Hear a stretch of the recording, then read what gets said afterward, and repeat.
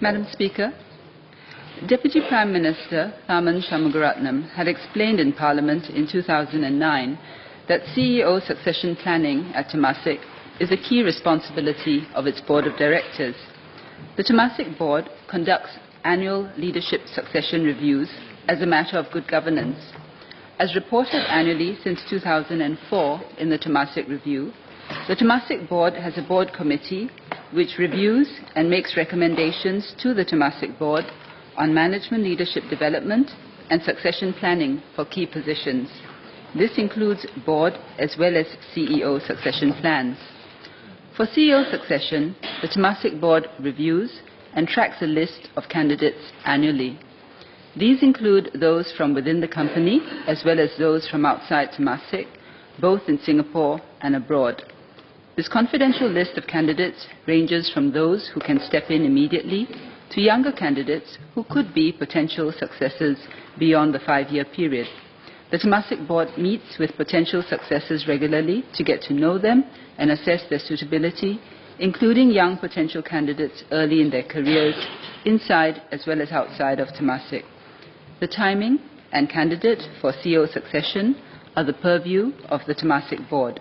As Temasek is a 5th schedule company under the Singapore Constitution, the CEO's appointment is subject to the concurrence of the President. Mr. Perera.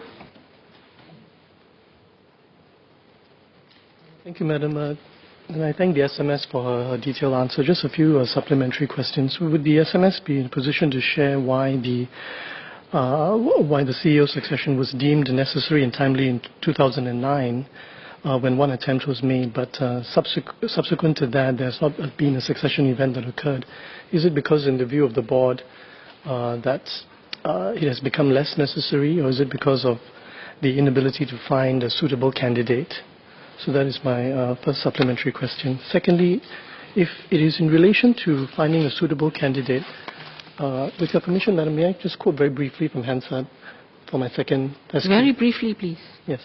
So the then Finance Minister referred to a longer-term pipeline of future CEO candidates within Temasek on the 24th of March 2009, and he said, the current candidates for future CEO succession within Temasek, mostly in their late 30s or 40s, include Singaporeans as well as foreigners.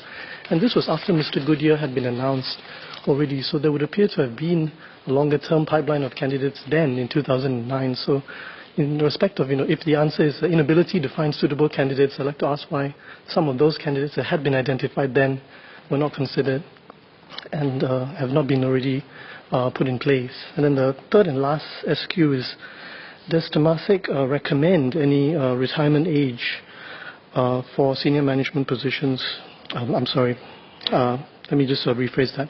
Does the Ministry recommend any retirement age for senior management positions for Temasek and GIC? I ask that because I know that some private equity companies do have strict retirement age policies. Thank you.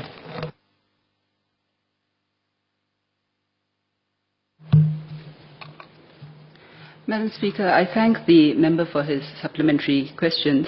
I think that the short answer is really all the questions that he has asked are really a matter for the Temasek Board. They would have to review as to when it is timely to have somebody come in, who those candidates ought to be. So as I explained in my earlier answer, they do this review regularly. As to when a new CEO may come in, that will really depend on the board. I think the important thing to understand is that Temasek operates as a commercial entity. So this is not something where the government interferes with that management. They approach it the same way any other corporation or commercial entity does, which is you determine when you think is the best time, if there is a need to have a change of CEO or to a succession, and as and when the need arises, you will do what is necessary.